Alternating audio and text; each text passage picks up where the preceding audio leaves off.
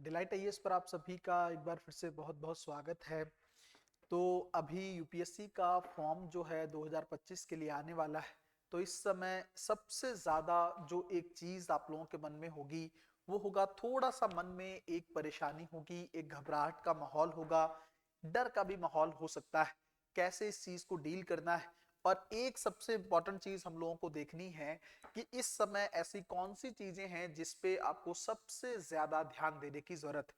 देखिए, यूपीएससी का जो फॉर्म आ रहा है इसका इंतजार कई सालों से लोगों को रहता है ना। जैसे आप मान लीजिए कोई 1 साल से तैयारी कर रहा है, कोई 2 साल से कर रहा है, किसी को उससे भी ज्यादा लंबा समय हो चुका है। तो समय का इंतजार होता है। कई लोग फेल हो जाते हैं प्रीलिम्स मेंस इंटरव्यू में, उसके बाद एक फिर से नई उम्मीद लेकर आता है ये फॉर्म, है ना। तो जैसे ही फॉर्म आता है, लेकिन एक डर भी होता है। डर कौन सा होता है? क्या कितनी वैकेंसीज आने वाली हैं, और क्या इस बार चीजें पॉजिटिव रहेंगी कि नहीं रहेंगी, या अगले 3-4 महीने जो होने वाले हैं उस समय में या उस टाइम पीरियड में अपनी तैयारी को किस तरीके से सही डायरेक्शन में लेकर जाया जाए, है ना, जिससे हमारा ये अटेम्प्ट हर हाल में सक्सेसफुल हो। एक चीज तो मैं आप लोगों को बताना चाहता हूं कि अगर आप मान लीजिए 25 मई को मिस करते हैं, है ना, 25 मई को मिस करते हैं, तो फिर आपको 2026 में ही प्रीलिम्स देने का मौका मिलेगा। ये भी एक डर है, क्योंकि होना जरूरी है। अगर आप इस डर को नहीं समझेंगे, आप सीरियसनेस से तैयारी नहीं करेंगे। इस चीज को आप लोगों को बहुत अच्छे से समझना पड़ेगा। दूसरी चीज ये है कि अब समय तो अब देखिए बहुत कम बचा है ना, 3 से 4 महीने का समय है। डरने से कुछ होने वाला है नहीं। अगर आप लोग परेशान हो रहे हैं, घबराहट आपके अंदर आ रही है, ये एक जो जेन्युइन सा कंसर्न है। ऐसा नहीं है कि आप अकेले हो, सब लोगों के साथ ही ऐसा हो रहा है। लेकिन इसको कैसे डील करना है, देखिए, आपकी तैयारी ही ना आपके डर को कम करेगी।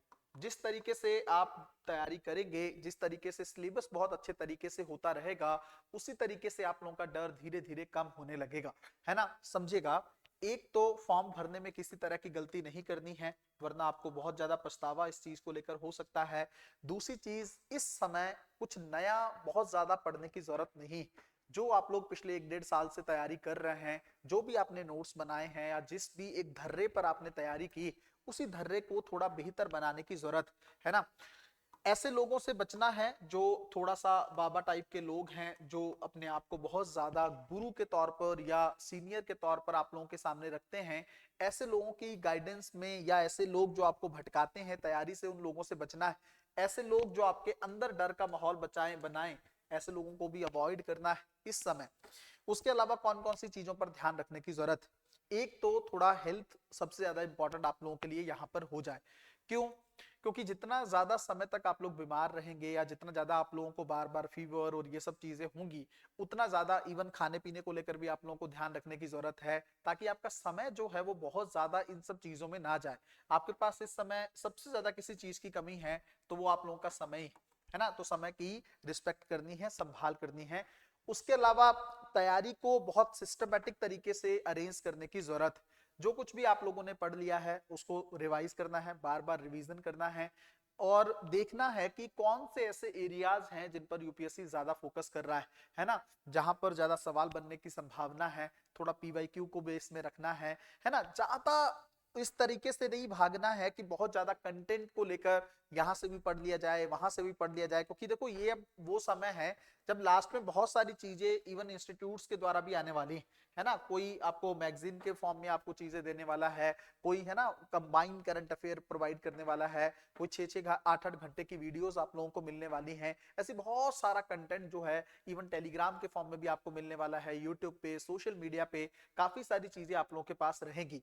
अब आपकी ये जिम्मेदारी है, और इवन आपके लिए एक चुनौती भी है कि किस तरीके से आप जो है इसके अंदर चीजों को छांटेंगे, है ना। अगर आपने छटाई नहीं की, छटनी नहीं की कि किस तरीके को पढ़ना है, तो फिर आप रिवीजन किसका करेंगे, है ना। थोड़ा सा ध्यान रखना होगा।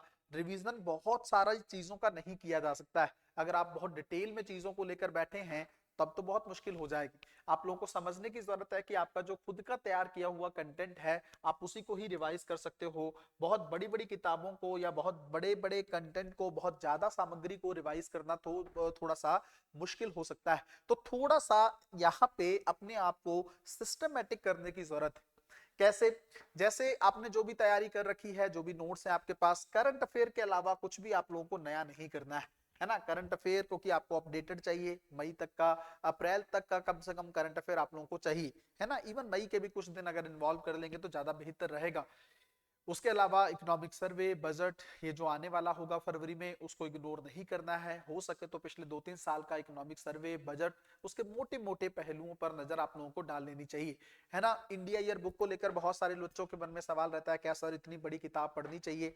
देखो, इंडिया ईयर बुक से 2-3 सवाल तो फंसते ही हैं, लेकिन मेन ये है कि उसको, इतनी बड़ी किताब है वो, अगर आपको पढ़ने का तरीका उसका नहीं पता है, उसके अंदर एक मंत्रालय और विभागों वाला जो सेगमेंट होता है वो थोड़ा सा अगर अच्छे से देख लेंगे तो ज्यादा बेटर है। ये हालांकि गवर्नेंस का भी पोर्शन है, गवर्नेंस वाला ही है ये पोर्शन, जिसके अंदर मिनिस्ट्री, कौन सी मिनिस्ट्री के अंदर कौन सा विभाग है ना, कौन सी मिनिस्ट्री में कौन चेयरमैन होता है ना, कौन सी मिनिस्ट्री किन किन कामों को डील करती है। जैसे यूटी के संदर्भ में अगर आप लोग देखेंगे तो गृह मंत्रालय ज्यादा बेहतर तरीके से डील करता है और उसकी जिम्मेदारी भी, जैसे जनसंख्या को लेकर, जनगणना को लेकर अगर आप देखेंगे, जिम्मेदारी जो है वो गृह मंत्रालय के पास दी गई। ऐसी बहुत सारी चीजें हैं जो जुड़ी हुई शासन से हैं, इंडिया ईयर बुक के माध्यम से आप लोग करते हैं। कुछ स्कीम्स होती हैं गवर्नमेंट की, वो भी उसके माध्यम से कवर हो जाती हैं।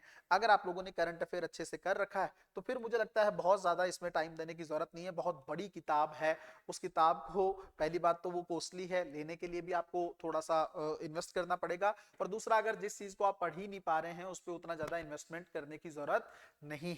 तो आपको अपनी तैयारी को, अपने नोट्स को बहुत अरेंज करके रखना होगा। ऐसे लोगों से बचना होगा जो नेगेटिव हैं, जो आपको डराते हैं यूपीएससी प्रीलिम्स को लेकर। ऐसे लोगों से थोड़ा सा दूरी इस टाइम पे बनाकर रखनी है। अपनी फैमिली को लेकर देखिए, आप थोड़ा सा बात कर सकते हैं अगर आपकी फैमिली आपके सपोर्ट में है। अगर फैमिली में कोई नेगेटिव बात करने वाला पर्सन नहीं तो आपको बात करनी चाहिए, है ना। थोड़ा सा समय भी खुद को देना सीखें।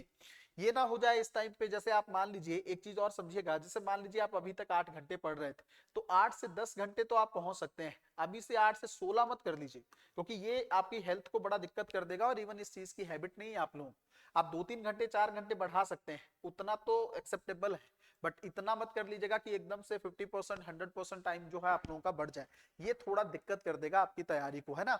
दूसरा, एक और चीज का ध्यान रखने की जरूरत है इस टाइम में, देखिएगा, स्ट्रेस इस समय बहुत ज्यादा होने वाला है ना।